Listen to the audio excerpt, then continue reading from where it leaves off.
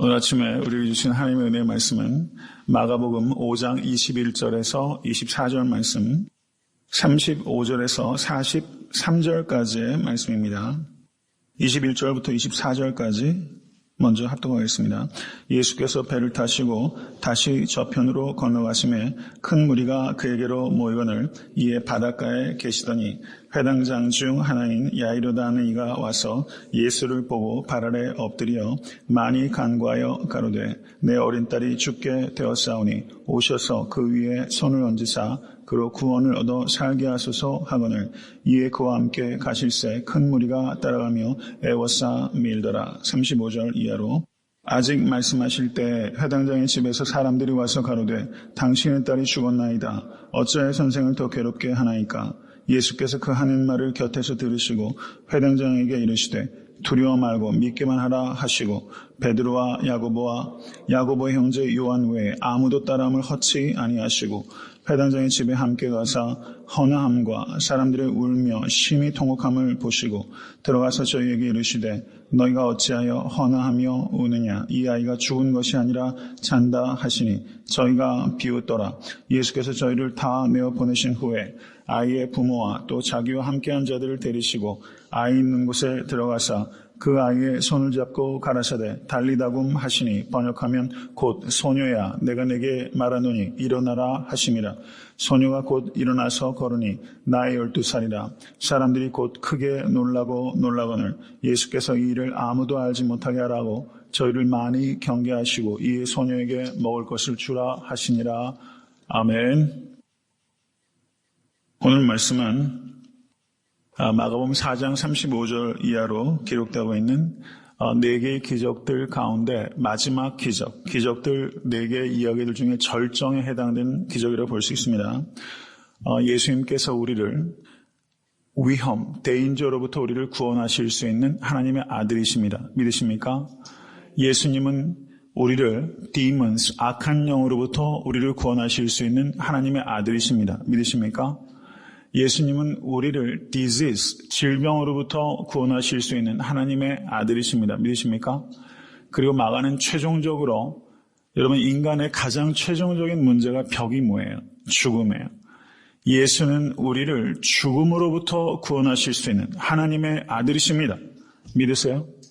이것을 마가는 우리에게 예수 그리스도의 4가지 기적들을 연결하면서 우리에게 마치 여러분 계속 증폭되면서 결국은 죽음에서부터 우리를 구원하실 수 있는 하나님의 아들 예수 그리스도를 믿으십시오. 이것이 성경이 우리에게 주장하는 바라는 것입니다. 믿으십니까? 여러분 이것은 이 4가지 문제는 인간의 모든 문제를 다 포괄하는 거예요. 위험과 악한 영과 질병과 죽음 모든 상황 속에서 예수는 우리를 구원하실 수 있는 구세주이십니다. 믿으십니까? 예수는 Savior예요. 구세주예요. 예수는 위대한 선생이나 종교 창시자가 아니에요. 여러분 세상에 믿지 않는 사람들은 우리 보고 예수님을 그저 선생이라고 소개하라는 거예요. 종교 창시자로 소개하라는 거예요. 그렇게 할 수 없습니다. 그거는 공자나 석가가 그런 사람들이지 예수는 그 사람들과 같은 위치에 있지 않아요. 예수는 그저 위대한 선생이 아니라 The Teacher. 예수 그리스도는 우리의 구세주이십니다. 믿으십니까? 이것에 대해서 우리는 한치도 물러설 수가 없어요. 예수는 구세주예요. 예수님께서 구세주이심을 우리가 증거하지 못하면 예수 그리스도의 십자가의 죽음을 우리가 헛되게 하는 것이 되는 것이기 때문입니다. 오늘 본문 말씀을 보시면 예수님께서 배를 타시고 다시 저편으로 올라오셨어요. 거라사 땅에 가셨다가 다시 유대 땅으로 예수께서 돌아오셨어요. 첫 번째 sea voyage, 첫 번째 바다 100길 여행을 예수께서 마치시고 유대 땅에 발을 탁 딛자마자 거기에 누가 있습니까? 큰 무리가 있어요. 예수께서는 쉴 틈이 없어요. 무리들로부터 놓일 틈이 없어요. 그런데 언제 놓였어요? 여러분 십자가에 달리실 때는 놓였어요. 사람들이 십자가에 달리신 예수께는 쇄도하진 않아요. 내 문제를 해결하기 위해서는 사람들이 폭주하지만 정작 예수께서 십자가에 달리실 때는 여러분 사람들이 다 도망가게 되는 것을 우리가 봅니다. 이 무리들을 보면서 우리가 예수를 믿으면서 우리는 정말 무리인가 제자인가 항상 이 질문 앞에 여러분과 저는 겸손하게 서야 될 줄로 믿습니다. 여기 등장하는 사람은 회당장입니다. 회당장. 회당장은 그 당시에 그 회당에는 회당장이 2명 혹은 3명이 있었어요. 회당장은 요즘에도 여러분 시나고그가 요즘에도 있잖아요. 그 마을에서 가장 유력하고 존경받는 원로에 해당하는 사람이 이 회당장이라고 볼 수 있어요. 이런 회당장이 예수께 나왔습니다. 22절을 보세요. 회당장 중 하나인 야이로가 하나니가 와서 예수를 보고 발 앞에 엎드려 많이 간구하여, 여기에 동사가 4개가 연이어서 있잖아요. 와서, 보고, 엎드려, 많이 간구했어요. 마가복음을 보시면 이름으로 정확하게 소개되고 있는 사람이 제가 생각할 땐 단 2명밖에 없습니다. 오늘 본문에 나타나는 회당장 야이로와 그리고 소경 바디메오, 10장에 소개되고 있는 소경 바디메오밖에는 없어요. 제가 생각한데 이 2 사람의 이름이 정확하게 기록되고 있는 것을 봤을 때 구레네 사람 시몬, 그때는 기적 사건과는 연관이 되어 있지 않지만 기적 사건들 가운데서 이름이 정확하게 명시된 사람이 이 2 사람인 걸로 제가 보여집니다. 이 2 사람은 초대 기독교 공동체에, 마가 공동체에 그 이름이 정확하게 알려져 있는 유력한 교회의 지도자였을 가능성이 높다. 저는 그렇게 보여집니다. 꽤 잘 알려진 그리스도인으로 주님의 일을 감당했던 사람이다. 이렇게 보는 게 자연스럽습니다. 회당장은 지금 딸이 죽을지도 모른다는 심각한 위기 가운데 이 회당장이 직면했어요. 회당장은 지위가 있는 사람이에요. 명예가 있는 사람이에요. 그리고 돈도 있는 사람이에요. 권력도 있는 사람이에요. 그런데 자기 딸이 죽게 되자 그게 아무것도 아니라는 것을 깨달은 사람이에요. 여러분, 세상에서 귀한 것들이 많이 있잖아요. 그런데 정말 위기 가운데 봉착하게 되면 그게 아무것도 아니라는 것을 깨닫는 시간이 와요. 여러분, 이 깨달음이 참 소중하다는 것을 우리가 알아야 됩니다. 여러분, 이 회당장은 예수께 오기 위해서 2 가지를 버렸어요. 회당장으로서의 프라이드를 버렸어요. 그리고 여러분, 이 당시만 해도 한번 보십시오. 예수님께서 손 마른 자를 안식일에 고친 게 어떤 장소였습니까? 회당에서 고치셨어요. 그러면 그때 회당에서 무슨 일이 있었습니까? 안식일에 손 마른 자를 고쳤기 때문에 바리새인들과 헤롯 당원들이 예수를 어떻게 죽일까를 의논했다라고 말하고 있어요. 저는 한번 묵상해 봤어요. 그 회당이 아마 이 회당장이 회당장으로 있었던 회당은 아닐까. 그런 가능성은 매우 높다고 생각이 됩니다. 그러면 이 야이로가 예수님을 어떻게 바라보고 있었을까? 이건 상당히 궁금한 일인 것 같아요. 예수님을 어떻게 이해하고 있었을까? 예수님께서 마가복음 1장 21절 28절을 보시면 회당에서 귀신을 쫓으시고 거기에서 가리키실 때 그 가리키는 것이 서기관과 같지 않고 권세 있는 새로운 가르침이로다. 사람들이 놀랐다고 말씀하죠. 그때 그 자리에 있었을지도 모르죠. 이 회당장은 예수를 어떻게 이해하고 있었을까? 그런데 결정적으로 자기 딸이 죽게 된 이런 상황 속에서 이제 회당장은 믿는 사람인지 안 믿는 사람인지 정확하게 구분이 되지 않다가 이제 그런 환경적으로 절대절명의 순간이 왔을 때 이 사람은 이제 예수께 나와서 그 앞에 엎드리고 간구할 수 있는 여러분 그런 사람이 되었다는 거예요. 엎드렸어요. 이것은 회당장으로서 앞으로는 제대로 역할을 하기 어려울 수 있다는 겁니다. 다른 사람들 구설수에 올라가는 거죠. 예수를 이미 회당에서 죽이겠다고 사람들이 결단을 했는데 회당장이 예수께 엎드리면 이 사람이 어떻게 되겠어요? 회당장으로서의 역할을 제대로 하기가 어려워진다는 것을 각오한 거예요. 그래서 프라이드와 피어를 버린 거예요. 이 2 가지를 적어도 이 사람은 내려놨어요. 회당장이라는 체면과 그리고 회당장이라는 지위를 이 사람은 내려놓을 각오를 하고 예수께 엎드려 간구한 것입니다. 여기서 간구했다라고 번역되고 있는 성경 원어가 이 성경 원어는 계속해서 간구하다는 뜻을 가리키는 지속적인 행동을 가리키는 문법적인 그 의미가 여기 있어요. 이 회당장은 예수를 자꾸 늘어진 거예요. 도와달라는 겁니다. 저는 그런 생각을 해봐요. 여러분 살아가면서 여러분 진실해야 합니다.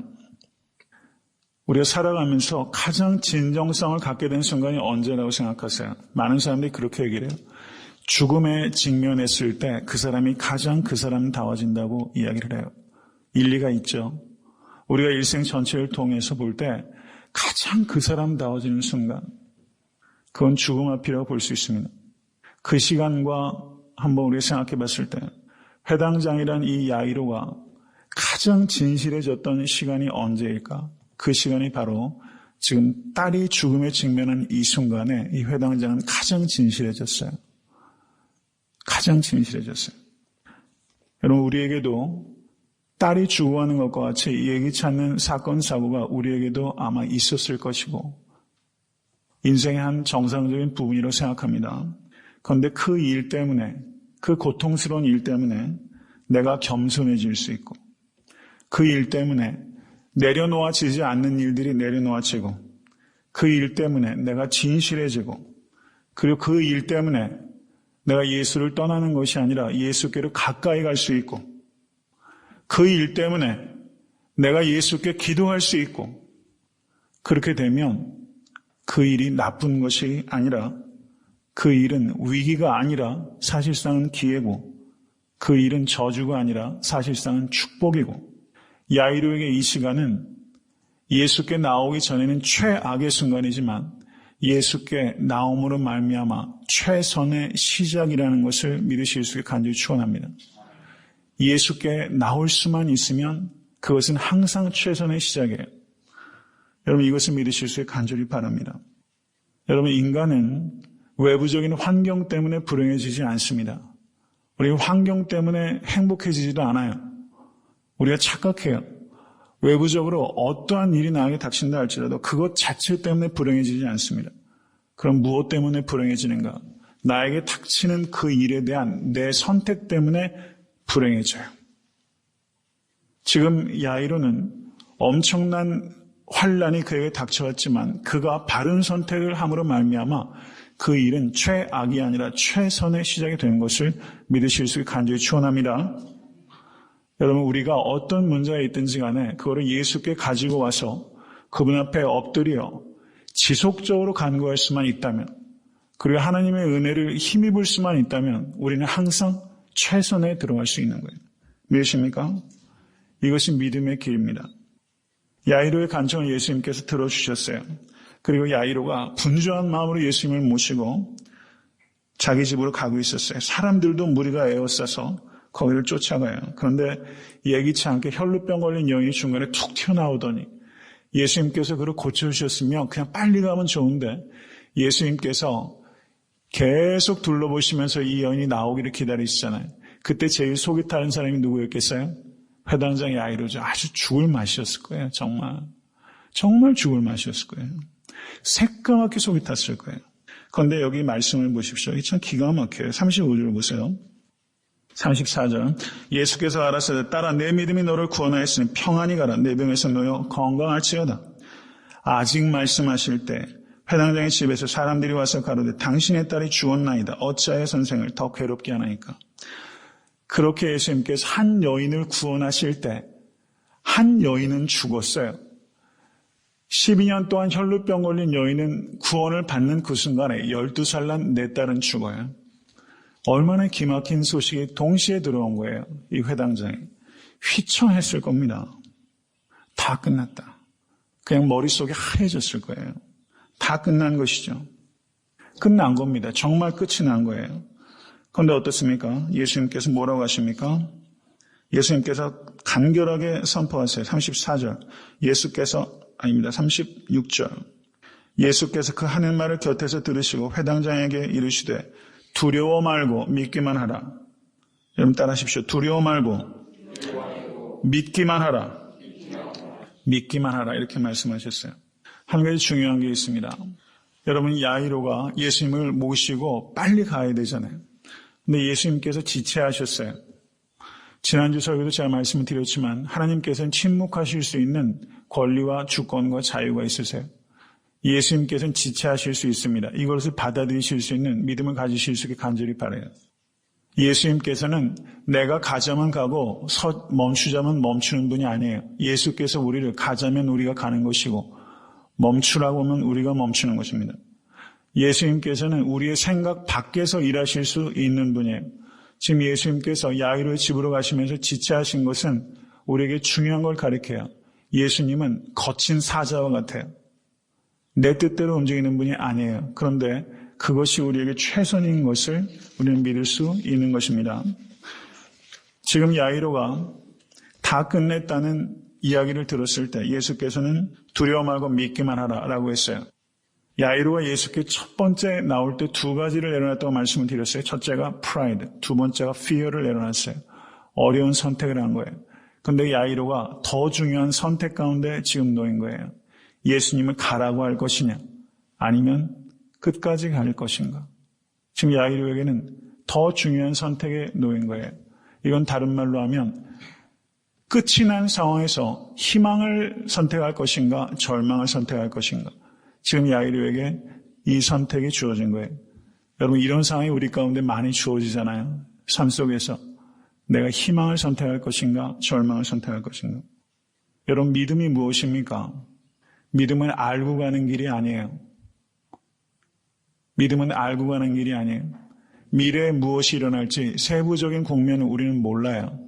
종말의 때에 대한 지식도 우리가 부분적으로 알아요. 우리가 믿음이라는 것은 알고 가는 것이 아니라 예수를 믿고 가는 길입니다. 믿으세요? 미래에 무슨 일이 일어날지 우리는 몰라요. 그렇지만 그 미래가 예수님의 손 안에 있다는 것을 우리는 믿고 가는 거예요. 이게 믿음이에요. 예수님께서 이것을 가르치신 거예요. 두려워 말고 믿기만 하라. 여러분 저는 묵상을 하면서 야이로가 어떻게 끝까지 예수님과 동행할 수 있었을까? 여러분 예수님께서 내 딸을 죽음 가운데서 일으켜 주실 것이다. 이런 믿음은 그 당시에 바리새인들은 그런 믿음 갖고 있지 않았어요. 역사의 끝에 부활하게 될 것이다. 사두개인은 부활 자체를 안 믿었고요. 바리새인들은 부활을 믿었습니다. 그런데 바리새인들은 역사의 끝에 부활이 있을 것이다. 이렇게 이해하고 있었어요. 그런데 지금은 역사의 끝이 아니잖아요.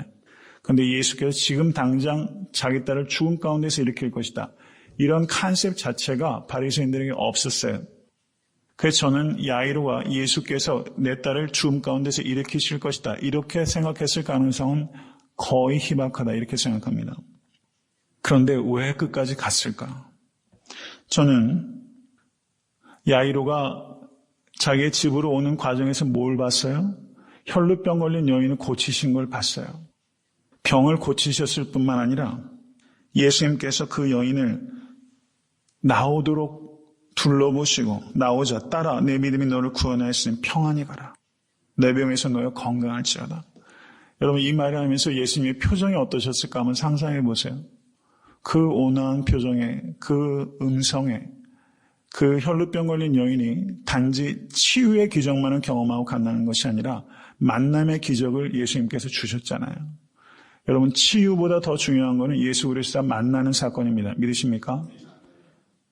우리에게 정말 중요한 건 예수를 만나는 거예요. 그러면 다 치유되는 거예요. 내 문제가 여전히 있어도 그 문제가 아닌 게 되는 거예요. 예수를 정말 만나면. 이 과정을 야이로가 봤어요. 야이로가 그렇게 지체됐기 때문에 내 딸이 죽었을지도 모르는데 그 지체되는 과정을 통해서 야이로는 예수가 누군지를 진짜 본 거예요. 예수가 어떤 분이신지 본 거예요. 저는 그런 생각이 들어요. 야이로는 예수께 빠졌어요. 예수께 매료됐어요. 얼마나 인격적으로 한 영혼과 그 곤고한 영혼을 예수께서 어떻게 다루시는지 야이로는 옆에서 봤어요. 여러분 회당장도 목회하는 사람이잖아요. 목회하는 사람이잖아요. 정말 목자를 본 거죠. 정말 목자를 봤다. 저는 그렇게 봐요. 눈이 있으면 볼 수 있다고 봅니다. 야이로는 그걸 봤다. 저는 그렇게 이해가 돼요. 이분과는 끝까지 가고 싶은 거예요. 전 그렇게 이해됩니다. 어떤 일이 있을지 모르지만 이분에게 야이로는 완전히 빠졌어요. 그래서 끝까지 가기로 했어요. 신뢰하게 됐어요. 어떤 일이 불어날지 모르지만 이분을 믿게 됐어요. 사랑하게 됐어요. 그래서 끝까지 갔어요. 여러분 믿음은 내 계산을 내려놓는 겁니다. 그리고 계산은 예수님께서 하실 거예요. 여러분 이게 믿음입니다. 여러분 계산 내려놓으세요. 계산은 누가 해요? 하나님이 하세요. 하나님께 계산을 맡겨드리고 내 계산 다 내려놓으실 수 있는 여러분과 제가 될 수 있게 간절히 바랍니다. 지금 우리 교회에서도 중차대한 일이 있잖아요. 우리는 다 우리 셈법 다 내려놓기를 바라요. 오직 하나님께서 셈하시는 대로만 될 겁니다. 하나님께서는 알파와 오메가이십니다. 믿으십니까? 하나님께서 끝이라고 하기 전에는 끝이 아니에요.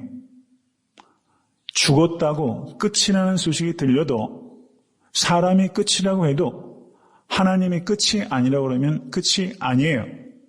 여러분 믿으세요? 여러분 살아가시다 보면 인생하시면서 정말 이젠 끝인가 보다. 이런 순간들이 오잖아요. 관계도 그렇고요. 사업을 하실 때도 그렇고 자녀를 양육할 때도 정말 어떤 부분에 끝이다 하는 그런 순간이 있을 수 있어요. 하나님이 끝이면 단호하게 끝인 겁니다. 내려놓으세요. 근데 하나님이 끝이 아니라고 하면 아무리 환경이 뭐라고 말해도 여러분 끝이 아닌 것입니다. 여러분 길이 없는 것 같이 보여요. 그런데 예수께서 가자고 하시잖아요. 길이 없어 보이는 길을 예수께서 가자고 하는 것을 따라가다 보면 예수께서 길이신 것을 깨닫게 됩니다. 여러분 돈 모인이라는 그 가스펠 싱어가 이런 얘기를 했어요. God will make a way where there seems to be no way. 길이 없는 것 같은 곳에서 God will make a way for me. 나를 위해서 길을 만드시는 하나님. God will make a way where there seems to be no way. 이런 찬양이 있어요. 하나님께서 길을 만드십니다. 믿으십니까? 혈루병 걸린 여인도 고치셨고, 그리고 야이로의 딸을 병에서 구원하신 것이 아니라 야이로의 딸을 죽음에서 일으키셨어요. 병에서 나은 것과 죽음에서 일어난 것은 이건 분명한 차이가 있죠. 여러분 혈루병 걸린 여인을 예수께서 단지 병에서 고치시길 원하신 게 아니에요. 그를 사망에서 일으키길 원하셨어요. 그를 구원하시길 원하셨어요. 야이로의 딸을 단지 병에서 고치는 것이 아니라 야이로의 믿음을 키워주시길 원하셨어요. 야이로에게 영생을 주시길 원하셨어요. 그렇기 때문에 늦춰진 겁니다. 여러분, 우리에게 주시는 것은 최선인 것을 믿으실 수 있는 여러분과 제가 될 수 있게 간절히 바랍니다.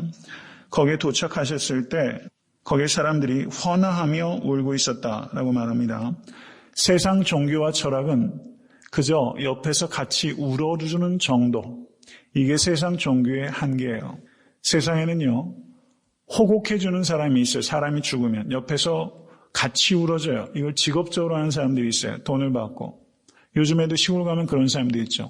곡할 때 이 상주가 너무 힘드니까 옆에서 같이 울어줘요. 이게 세상 종교와 세상 철학의 한계입니다. 일시적인 위로를 세상 종교와 철학은 우리에게 줄 수 있어요. 그런데 달리다금 소녀야 일어나라 라고 말할 수 있는 종교는 없습니다. 오직 우리 주 예수 그리스도만이 그렇게 말씀하실 수 있습니다. 믿으십니까? 죽음을 잔다고 이야기하실 수 있는 분은 오직 우리 주 예수 그리스도 한 분이세요. 여러분 죽음은 자는 것과 같아요.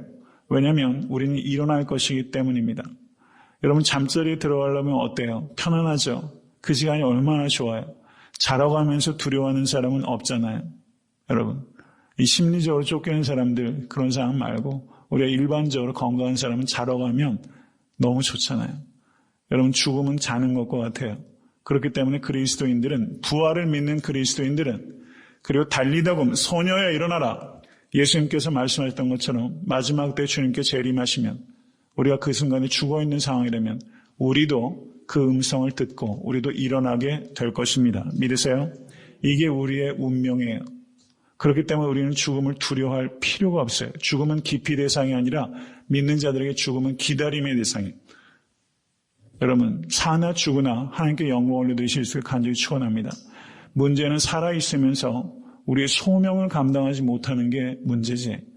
여러분 사나 죽으나 여러분 뭐가 다를 게 뭐가 있겠어요? 우리가 주님 뜻대로 우리의 삶을 헌신하는 게 중요한 것입니다. 예수 그리스도 안에서 죽음의 의미가 완전히 역전되어 버렸어요. 죽음은 인생의 마침표가 아니라 인생의 쉼표입니다. 죽음은 인생의 종착역이 아니라 영원한 생명으로 넘어가는 건널목입니다. 저를 한번 따라하세요. 죽음은 건널목이다. 여러분 말씀을 맺습니다. 여러분 야이로와 야이로의 딸은 여러분, 그들의 삶에는 분명한 변화가 있었겠어요? 없었겠어요? 변화가 있을 수밖에 없죠. 그럼 여러 가지 변화가 있었을 거예요.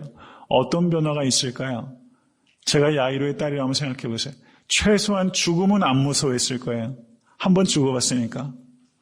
죽음을 안 무서워할 정도면 다른 게 뭐가 무섭겠어요? 여러분, 우리는 죽음 가운데서 일어나게 될 것입니다. 믿으십니까?